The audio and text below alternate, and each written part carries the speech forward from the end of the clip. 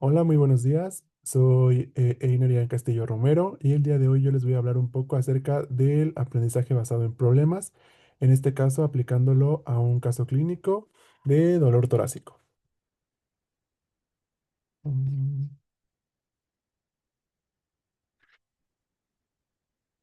Ok, bueno, lo primero que tenemos que conocer es la definición del aprendizaje basado en problemas. Este va a ser un método de enseñanza-aprendizaje que consiste en confrontar a los estudiantes con un problema o situación determinada como punto de partida para identificar necesidades y objetivos de aprendizaje, instrumentándolo de tal manera que sea similar a las condiciones de trabajo a las que se va a enfrentar en su vida profesional.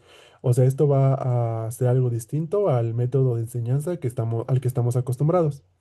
Am, ajá.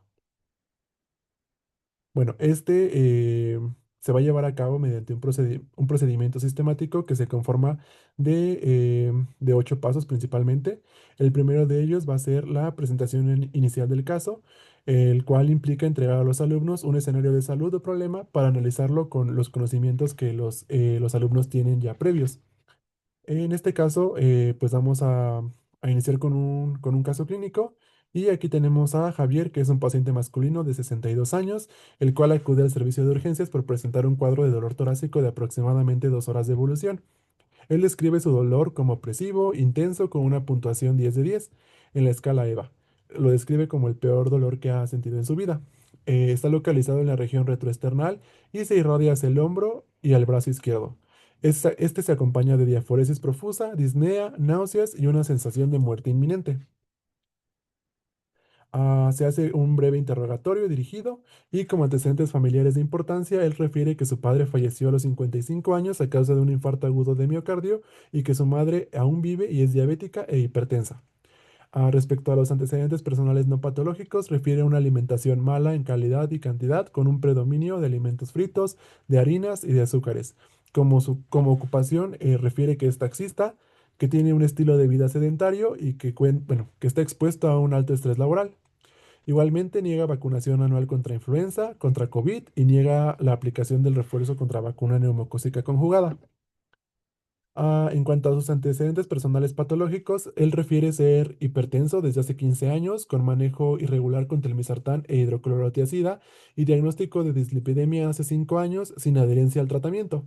Él niega ser alérgico, niega transfusiones y niega hospitalizaciones previas.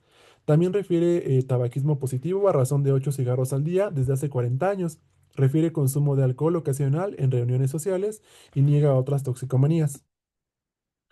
A la exploración física, primero iniciamos con los signos vitales, en las que encontramos una tensión arterial de 160 sobre 90 milímetros de mercurio, una frecuencia cardíaca de 110 latidos por minuto, una frecuencia respiratoria de 22 respiraciones por minuto, una temperatura de 36,6 grados centígrados, una saturación de oxígeno de 94%, un peso de 86 kilogramos y una talla de 1,60. Y inicialmente en la inspección lo encontramos pálido y diaforético. Igual, como parte de esta indagación inicial, se decide tomar laboratorios, se toma una biometría hemática que se encuentra sin alteraciones, una química sanguínea en la que las alteraciones que se reportan son una glucosa de 148 miligramos sobre decilitro, triglicéridos de 402, un colesterol total de 320 miligramos por decilitro, un LDL de 190 y un HDL de 35.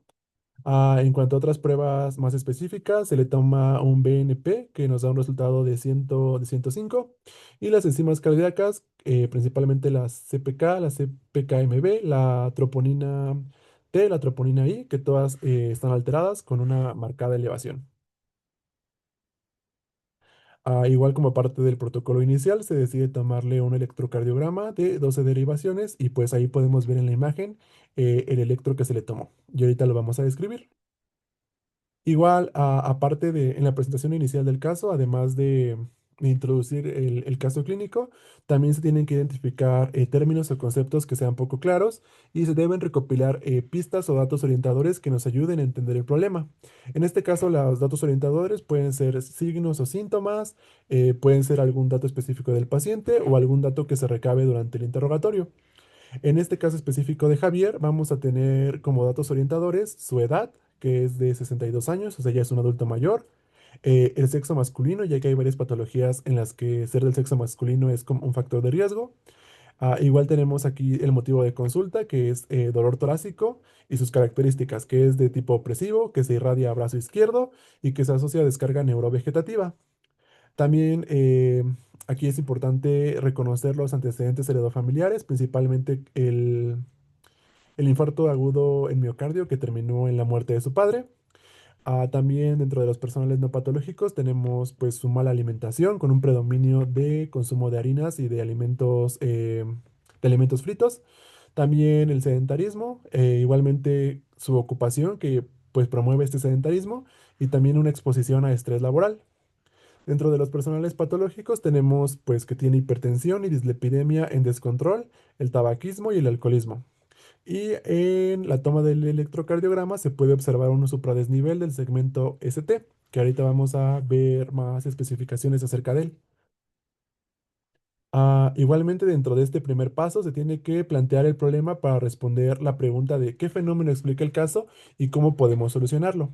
En este caso, el planteamiento del problema se sugiere que sea una pregunta y que esta pregunta sea como un compendio de al menos uno o dos de los datos que recabamos como datos orientadores.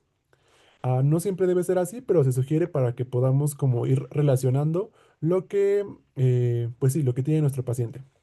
En este caso, el primer planteamiento del problema que podemos deducir del caso de Javier es que él es un hombre de 66 años que presenta dolor torácico con intensidad 10 de 10, que se acompaña de diaforesis, disnea y una sensación de muerte inminente, además de factores de riesgo como sedentarismo, alcoholismo y tabaquismo.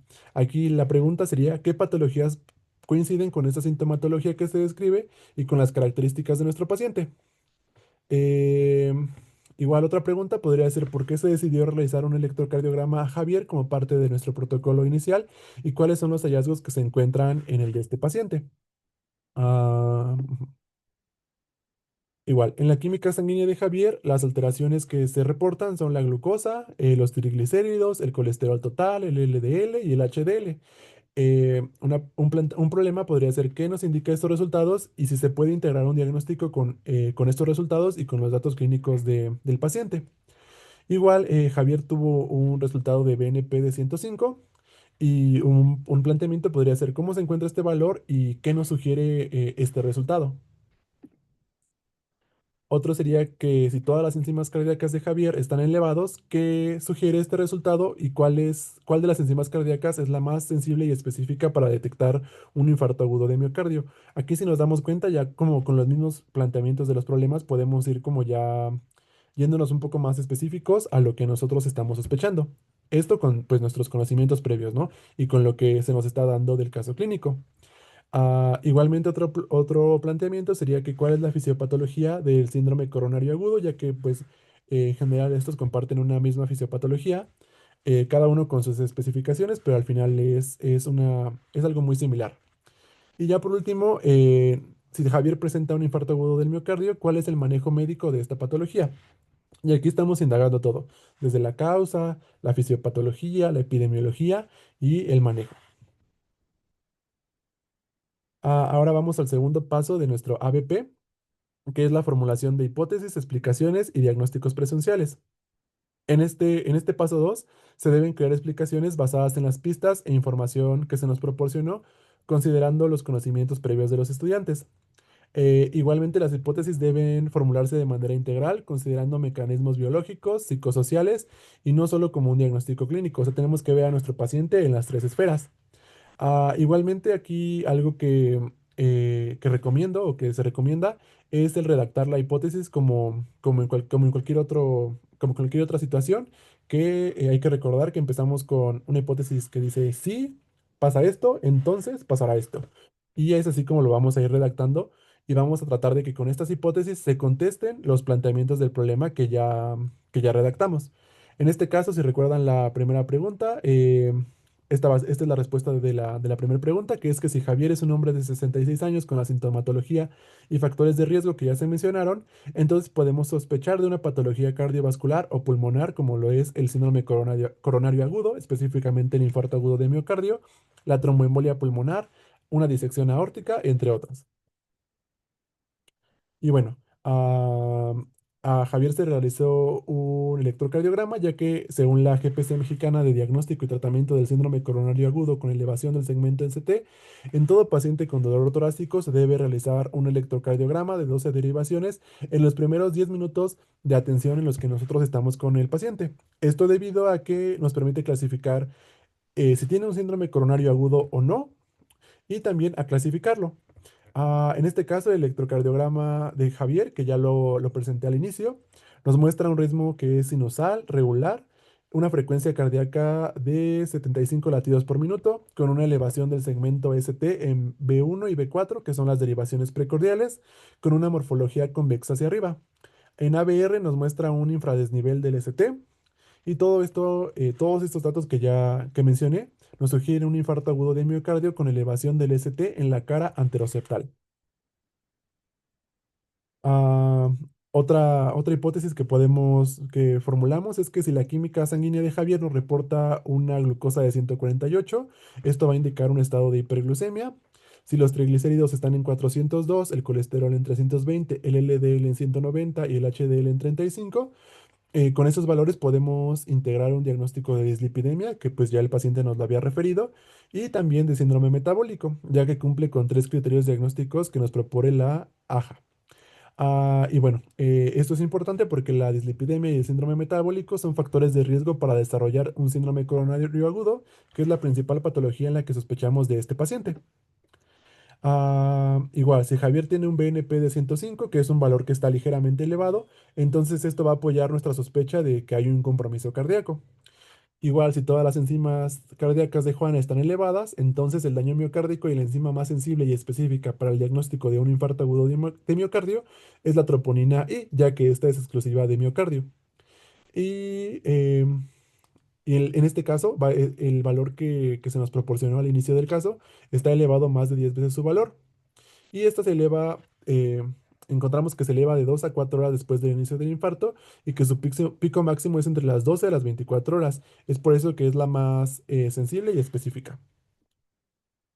Igual aquí tenemos explicado un poquito de la fisiopatología de los síndromes coronarios agudos, como la aterosclerosis y el desprendimiento de esta placa nos van a generar la oclusión de las arterias.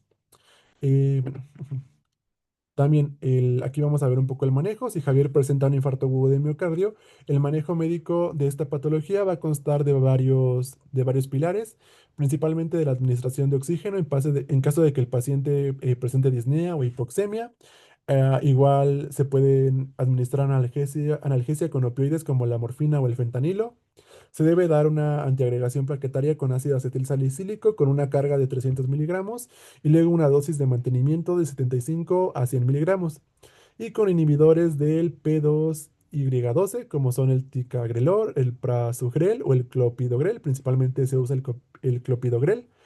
Una terapia de anticoagulación, un manejo hipolipemiante con hipolipemiantes no estatinas para tratar la dislipidemia, el uso de beta bloqueadores y el uso de estrategias de reperfusión con una intervención coronaria percutánea o con trombólisis. Y si vamos viendo, con el mismo planteamiento del problema que generamos en el punto uno, aquí lo estamos contestando con el punto 2 y ya tenemos una idea más clara de lo que tiene nuestra paciente, de cómo manejarlo y pues sí ya podemos sospechar en caso de que nos vuelva a tocar un caso así. Ok, ahora el punto 3 nos dice que consta de la definición de áreas o objetivos de aprendizaje y que una vez identificadas las deficiencias de conocimiento, estos se conviertan en objetivos de aprendizaje que el grupo debe alcanzar. Esto generando una lista de los conocimientos que se deben estudiar para fundamentar la respuesta al problema. Aquí, como vimos, primeramente si leímos el caso clínico y tuvimos como alguna duda en algún punto, eso se puede indagar para que nosotros pues ya no tengamos este vacío de conocimiento y pues tengamos este mejor manejo y un mejor dominio del tema. El punto número 4 nos habla de un aprendizaje independiente, que es que en el periodo entre sesiones, en el cual el estudiante se encargue de estudiar los objetivos de aprendizaje de manera individual. En este caso, pues sí, ¿no? Una vez que nosotros ya identificamos un objetivo de aprendizaje, se tiene que estudiar para que pues justo se llene ese vacío. Durante ese tiempo, entre una sesión y otra, el estudiante debe de consultar diversas fuentes de información que sean confiables. Pueden ser libros, enciclopedias, revistas médicas, pueden ser artículos. Igual hay diversas bases como PubMed que pues proporcionan información que está actualizada. Las GPCs que nos indican cómo debe ser nuestro manejo aquí en México. Y pues bueno. Si se dan cuenta, vamos paso por paso, como lo dije al principio, es algo sistemático. Y sí, un paso se está como entrelazando con el otro. Luego en el punto número 5 tenemos la síntesis de conocimientos previos y nuevos. Después del periodo de estudio individual, tenemos que reunirnos en grupo para analizar el caso usando la información que ya adquirimos. En este caso se van a discutir los mecanismos causantes del problema, y se revisan las hipótesis previas que cada estudiante por su cuenta elaboró. Estas hipótesis pueden ser modificadas, rechazadas o aprobadas, siempre con un fundamento sólido. En este caso, pues la discusión en grupo ayuda mucho a una retroalimentación positiva, ya que un estudiante pudo indagar algo que otro no, o a alguien le pudo haber causado una duda, algo que a otra persona no lo tomó en cuenta, y así se crea como una retroalimentación que enriquece el conocimiento. Igualmente, todos los argumentos que se den como en esta reunión tienen que ser como sustentados con una bibliografía que sea confiable y no solo argumentar por argumentar. En el punto número 6 se dice que podemos repetir todos o algún paso previo según sea necesario, ya que después de que se obtiene la información adicional sobre el caso, los estudiantes deben estudiar más a fondo la causa del problema, basándose en esta nueva información, identificando nuevas pistas y revisar las hipótesis previas, lo que puede requerir repetir algún paso previo. En este caso, pues podemos preguntarnos qué es lo que nos falta indagar, si hubo alguna deficiencia durante esta metodología, pues ver en qué en qué, ajá, las áreas de oportunidad que tiene, y pues corregirlas y ir llenando como esos vacíos. Para el punto número 7 está la transferencia de conocimientos adquiridos, y este punto nos dice que el ejercicio continuo en el análisis sistemático de problemas permite que el estudiante recuerde conocimientos cuando se enfrente a casos similares en el futuro, ya que a medida que se ejercita, el estudiante mejora gradualmente su rapidez y su habilidad para resolver problemas de manera más eficiente. En este caso, lo que ya se aprendió al momento de revisar este caso se puede poner a prueba mediante simuladores, ya sean virtuales como algún Body Interactive, o algún simulador físico como los que se tienen en la Facultad de Medicina. Igualmente, alguna buena estrategia podría ser como que entre los compañeros del grupo de estudio hagan como una actuación en la que una persona sea el paciente y otra persona sea el médico, y que se empiece como a generar esta simulación de una consulta para que el conocimiento quede más consolidado. El punto número 8 nos habla de la evaluación, que nos dice que esta es continua y que incluye no solo la revisión de conocimientos, sino también en el análisis de la actuación y actitudes del estudiante. Esto implica que el estudiante se autoevalúe y que también que el tutor evalúe al estudiante. Al finalizar cada caso, el estudiante debe revisar lo aprendido con el tutor, ajustando el aprendizaje para mejorarlo. Ah, ajá, justo, en este caso se debe de evaluar lo que se conoció, ajá, el nuevo conocimiento, y se debe evaluar si hay alguna deficiencia y cómo se puede mejorar. En este caso ya depende mucho de lo de la autocrítica del estudiante, pero también de los comentarios de retroalimentación que del tutor, ya no tanto de lo que digan entre compañeros. Sí puede ayudar, pero también va a ayudar mucho lo que el tutor diga. Y bueno, para finalizar, vemos que el aprendizaje basado en problemas o ABP es una metodología que nos favorece la comunicación, el trabajo colaborativo, la toma de decisiones, el pensamiento crítico y la construcción del conocimiento. La comunicación, pues porque estamos muy en contacto con todos los compañeros para discutir acerca de este caso clínico. El trabajo colaborativo porque cada quien da una aportación para enriquecer más la información y que no haya como para que no haya dudas. la toma de decisiones, ya que al conocer nosotros el manejo de una patología específica, dependiendo del caso clínico, pues nos ayuda a que en el futuro nosotros podamos decidir sobre sobre lo que mejor beneficia a nuestro paciente. El pensamiento crítico, ya que al revisar la literatura, pues uno adquiere este pensamiento que nos ayuda en un futuro. Y la construcción del conocimiento, porque al finalizar con todo esto, pues se tienen nuevas técnicas, se tiene información reciente y actualizada que pues al final de cuentas va a ayudar cuando nos presentemos a un problema real en la sociedad y en nuestra práctica profesional. Y bueno, de mi parte, eso sería todo. Y aquí dejo las referencias que consulté para la elaboración de de este video. Gracias.